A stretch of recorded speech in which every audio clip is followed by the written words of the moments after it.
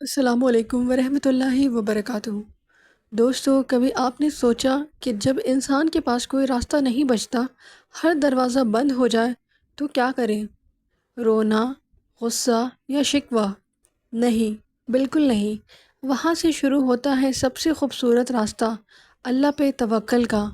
زندگی میں ہم سوچ لیتے ہیں میں سب کچھ پلان کر لوں گا، میں کنٹرول میں ہوں، لیکن جب سب کچھ ٹوٹ جاتا ہے تو ہمیں سمجھ آتا ہے کنٹرول صرف اللہ کے پاس ہے۔ توکل کا مطلب یہ نہیں کہ آپ ہاتھ پر ہاتھ رکھ کے بیٹھے، بلکہ توکل کا مطلب ہے میں پوری کوشش کروں گا لیکن نتیجہ صرف تیرے حوالے یا رب۔ ایک ماں جس کی گود میں ننھا سا بچہ حضرت اسماعیل علیہ السلام، نہ پانی، نہ انسان، نہ سایہ، بس خالی ریگستان، مکہ کی گرمی میں۔ لیکن حضرت حجرہ علیہ السلام نے کیا کیا؟ وہ صفا سے مروہ تک دوڑتی رہیں، 7 مرتبہ، تقریباً 2 میلیں۔ اللہ نے اس توکل کے بدلے میں زمزم کا پانی عطا کیا۔ آج کروڑوں لوگ حج میں اسی سفر کو یاد کرتے ہیں۔ جب انسان پوری امید کے ساتھ دعا کرتا ہے اور اللہ پہ بھروسہ کرتا ہے تو اللہ وہ دیتا ہے جو انسان سوچ بھی نہیں سکتے۔ آج کا انسان کہتا ہے مجھے جاب نہیں مل رہی، میرا رشتہ ٹوٹ گیا، لوگ سمجھتے نہیں، زندگی رک گئی ہے۔ لیکن دوستو، اللہ کے راستے رکتے نہیں، صرف ہمارا صبر کمزور ہو جاتا ہے۔ توکل کا مطلب ہے آپ رات بھر روئیں لیکن صبح اٹھ کر اللہ کا شکر کرنا نہ بھولیں، اپنے غم میں بھی اللہ کو یاد کریں۔ اور ایک مسلمان کبھی ہوپلیس نہیں ہو سکتا، کبھی غمگین نہیں ہو سکتا۔ کبھی تنہا ہو جاؤ تو صرف اللہ سے بات کریں، یا اللہ میں ٹوٹ گیا ہوں لیکن تجھے چھوڑ نہیں سکتا، مجھے سب کچھ سمجھ نہیں آ رہا لیکن مجھ سے یہ یقین ہے کہ تو میرے ساتھ ہے۔ کیا آپ نے کبھی دیکھا ہے جب سب لوگ چھوڑ جاتے ہیں تو صرف اللہ رہتا ہے؟ وہی رب جو اندھیروں میں راستہ دکھاتا ہے، جو ٹوٹے دل کو جوڑتا ہے۔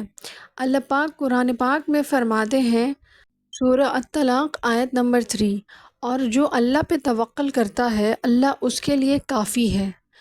آپ اللہ پہ بھروسہ کریں اور پھر دیکھیں کیسے وہ آپ کے لیے کافی بن جاتے ہیں۔ آج کے نیا نیت کریں، میں صبر کروں گا۔ صبر کا مطلب رونا نہیں، صبر کا مطلب ہاتھ پہ ہاتھ ڈال کے بیٹھنا نہیں، صبر کا مطلب کوشش کرتے رہنا بنا کسی شکوہ کے۔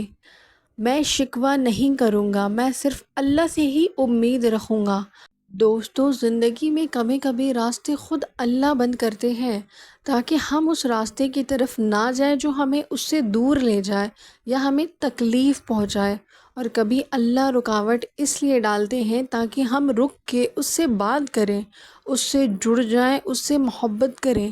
تو اگر آپ اس وقت کسی پریشانی میں ہیں تو گھبرائیں نہیں، شاید اللہ چاہتے ہیں کہ آپ صرف اسی کے ہو جائیں۔ یاد رکھیں، لوگ اگر آپ سے دور چلے گئے ہیں، دنیا اگر تنہا سمجھ رہی ہے، تقدیر آپ کی دشمن بن گئی ہے، تو بھی اللہ آپ کے ساتھ ہے اور ہمیشہ رہیں گے۔ بس اس سے ایک بار دل سے پکار کے تو دیکھیں، وہ اتنا دے گا کہ تمہاری سوچ بھی چھوٹی پڑ جائے گی۔ شاید آج آپ کا دل تھوڑا تھکا ہوا ہے، ٹوٹا ہوا ہے یا خالی ہے، لیکن یہ دل وہی ہے جس میں اللہ اپنی رحمت بھر سکتا ہے۔ توکل کا مطلب ہے آنکھوں سے آنسو ہو سکتے ہیں لیکن دل میں یقین ہمیشہ زندہ رہتا ہے۔ دنیا کے چاہے کوئی بھی مسائل کتنے بھی بڑے کیوں نہ ہوں، اللہ کے سامنے ذرہ برابر۔ اللہ سے دعا کریں، اللہ سے طلب کریں اور اپنے کوشش اختیار کریں۔ ناشکری، نا امیدی، حوصلہ نہ رکھنا ایک مومن کا امید نہیں، مومن کا ہتھیار صرف اور صرف دعا ہے، جو حضور پاک صلی اللہ علیہ وسلم نے ہمیں بتلایا۔ زندگی کے راستے آسان بنیں گے اگر آپ کے پاس تقویٰ ہو، اگر آپ کے دل میں پراپر توکل ہو۔ زندگی میں تقویٰ کو برقرار رکھیں، زندگی میں توکل لائیں، اللہ پہ سیریس بھروسہ کریں، سارے مشکلات چند منٹوں میں دور ہو جائیں گی اور آپ کے پاس صرف رہ جائیں گی خوشیاں۔ اپنے لیے دعا کریں، اپنی فیملی کے لیے دعا کریں اور اپنی جو خاص ضرورتیں ہیں دعا میں مانگیں۔ اللہ کو بندے مانگنے والے بے حد پسند ہیں۔ اگر بندہ مانگتا ہے اللہ اسے دیتے ہیں۔ شکر کرنے کا عادت ڈالیں۔ جو لوگ شکر کرتے ہیں اللہ فرماتے ہیں لَإِن شَكَرْتُمْ لَأَزِيدَنَّكُمْ If you are grateful I will surely increase you. So if you are grateful for one apple Allah will give you a bunch of apples. So this is the mercy of Allah. اللہ پہ توکل کرے، اللہ پہ یقین رکھے، بے شک سارے مشکلات آسان ہوں گی۔ آمین۔ جزاک اللہ خیر۔ اب ملیں گے اگلے ویڈیو میں، دعا میں یاد رکھیں۔ اللہ حافظ۔